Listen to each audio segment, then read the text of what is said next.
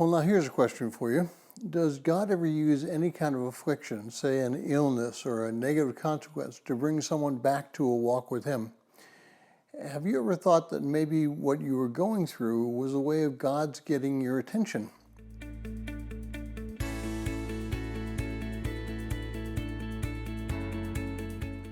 Well, if you're joining us in going through the 6-month reading plan through the book of Psalms, today's reading is Psalm 119, verses 65 through 80, and I encourage you to read that section.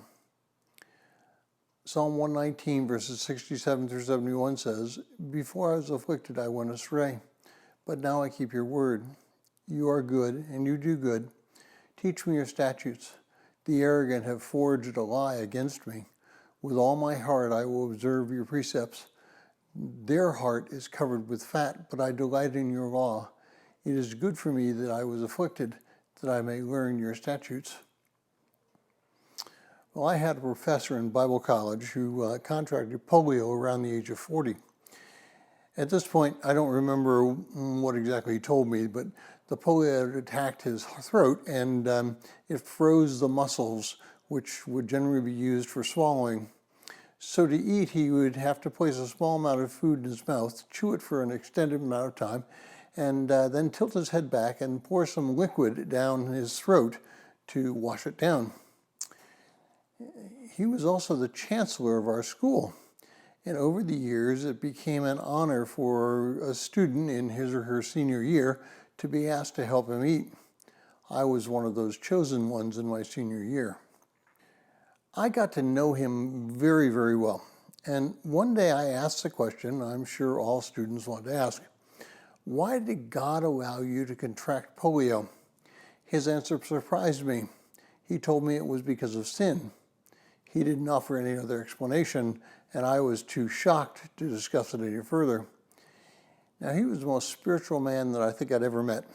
He just admitted to me that he thought he had been judged because he committed such a grievous sin that God would put him in this situation with polio. Notice in verse 72, the psalmist states that it was good for him to be afflicted. As a result, it opened up a desire and a way to grow closer to God.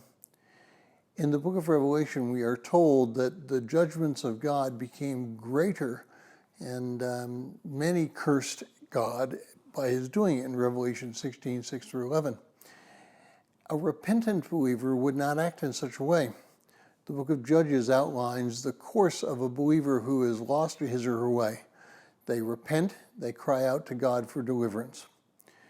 No one can say that the coronavirus is an act of God's judgment, but we would be foolish not to use these events to recognize man's sinfulness, and individually as well as corporately, we should repent. We can then join with the psalmist in verse 71 when he writes, "It is good for me that I was afflicted, that I may learn your statutes."